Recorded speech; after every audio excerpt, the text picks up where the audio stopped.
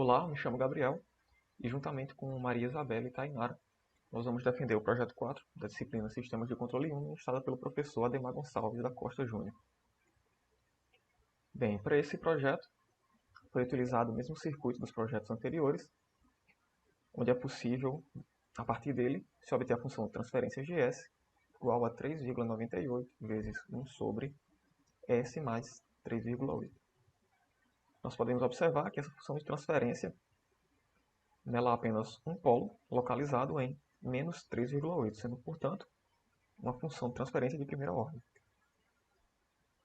A partir daqui nós podemos obter o sistema de diagrama de blocos, que pode ser observado a seguir.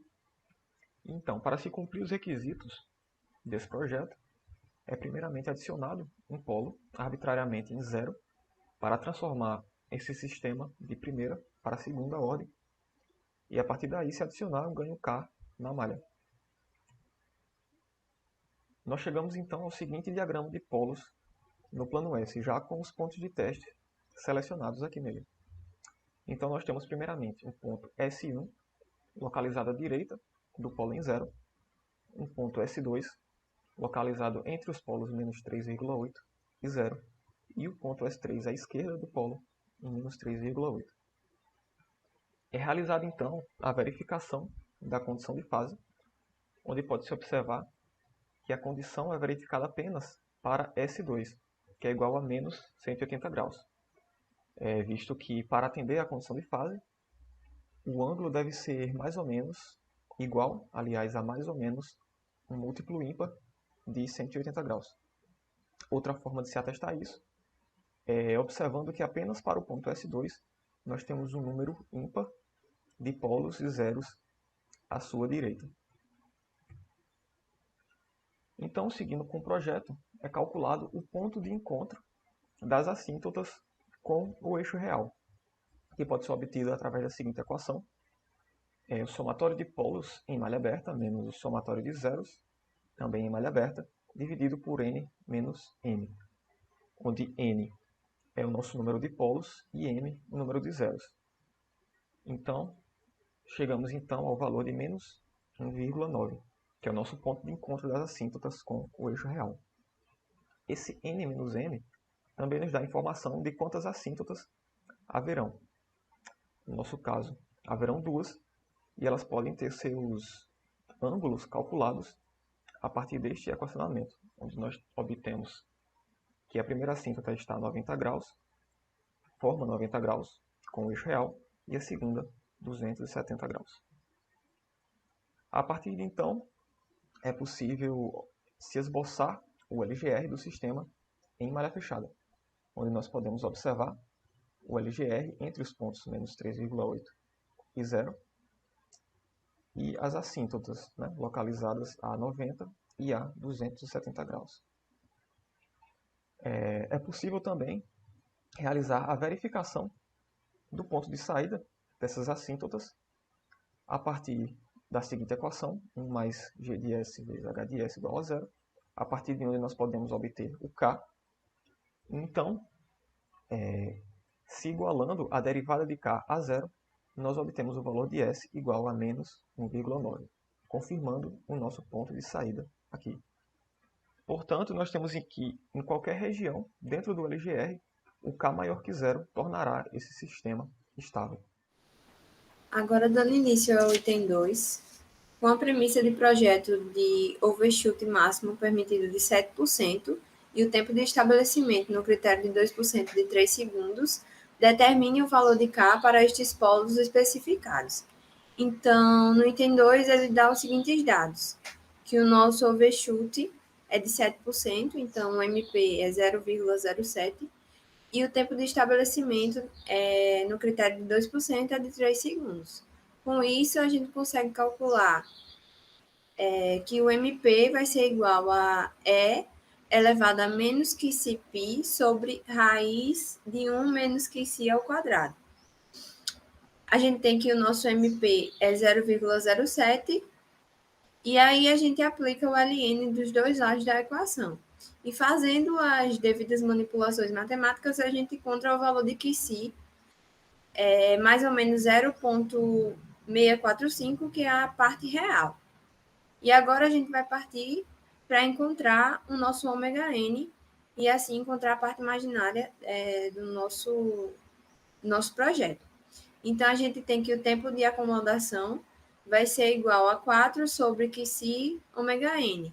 A gente sabe que o nosso tempo de acomodação de estabelecimento é de 3 segundos, então, substituindo o valor de QC e o de TS, a gente encontra que o ômega n vai ser mais ou menos 2,067.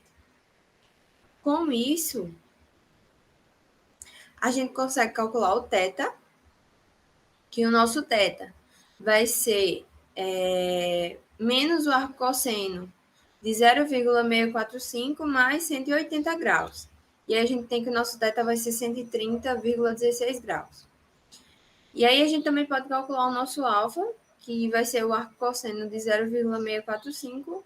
Então, a gente tem que o alfa vai ser 49,83. Calculando agora o QC ômega n vai ser aproximadamente 1,33. E aí a gente consegue calcular a parte imaginária do nosso projeto, que aí vai ser seno do alfa, que é 49,83 graus, multiplicado pelo ômega n. Então, a gente encontra que a parte imaginária vai ser mais ou menos 1,58.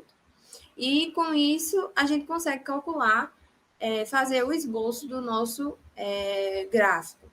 E aí, a gente tem os polos em menos 3,8 e 0.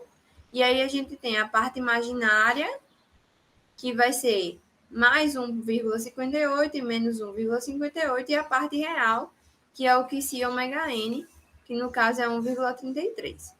Então, para responder o item 2, a gente podemos responder da seguinte forma, que como podemos observar, os polos com coordenadas menos 1,33 e mais ou menos 1,58, encontrados de acordo com a premissa do projeto, eles não encostam na curva do LGR. Então, dessa forma, não existe valor de K que satisfaça a condição de overshoot e tempo de estabelecimento especificados. Ou seja, se a gente apenas ajustar o valor de K, não vai ser possível atender as premissas. Partindo então dos requisitos para o projeto do compensador, utilizamos as mesmas variáveis atribuídas para o item 1 e para o item 2. Então, assim, o par que a gente vai utilizar é justamente o mesmo, sendo de menos 1,333 mais ou menos 1,58J. Então, voltando agora para a nossa função de transferência, na qual foi atribuída, encontraremos valores de polos e zeros adicionais com o intuito de aplicar os tipos de compensadores determinados para esse item. Então, para tais premissas, adicionaremos um zero localizado em menos 3,8, justamente para poder facilitar na parte analítica dos cálculos, de forma que anule com o polo já existente, e o polo adicionado moverá o gráfico do LGR para o eixo dos reais. E o resultado que encontramos, sendo x igual a menos 2,66, possibilitando então calcular o valor de KC, sendo igual a 1 sobre a função de transferência, na qual possuímos. Depois de toda a parte dos cálculos, encontramos um KC igual a menos 10,005. Com esse valor, podemos jogar na nossa função de transferência e obter o LGR do sistema, como está sendo representado na imagem ao lado. Deste modo, aplicando o compensador no sistema, teremos determinada função de transferência. Com o GTC já sendo a função de transferência com o compensador, ela é igual a menos 10,005, que foi o ganho encontrado anteriormente, vezes a função de transferência, a característica. Calculando agora o valor do erro em regime permanente, para este, então, aplicamos o sinal de rampa unitária como referência, de modo para saber como será o seu comportamento. Encontraremos, então, um valor referente ao erro estacionário aplicado pelo teorema do valor final. Aqui a gente tem uma entrada de rampa com amplitude de 1,7, que foi determinada para o nosso grupo, e assim a gente encontrou um erro estacionário igual a menos 0,16223. Considerando agora um sistema com aplicação de um compensador por atraso de fase visto que o erro percentual deverá ser ajustado a 1%, igualando a 0,01. Então, teremos que reformular nossa função de transferência aplicada ao compensador. Então, para isso, a gente fez de modo que tivesse um ganho agora voltado para o atraso de fase, e esses polos e esses zeros também voltados para esse nosso compensador.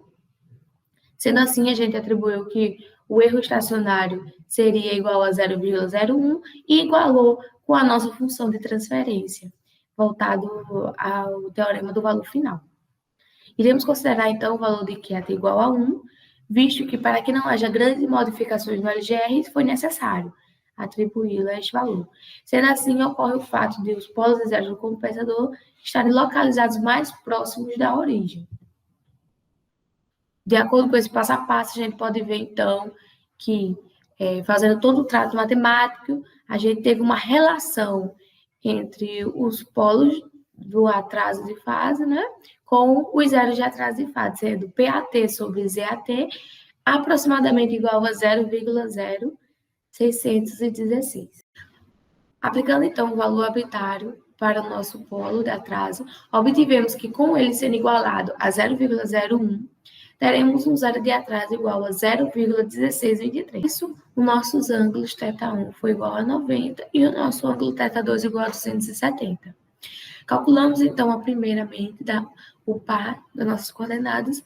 A parte real foi igualada, igual a menos 1,8238.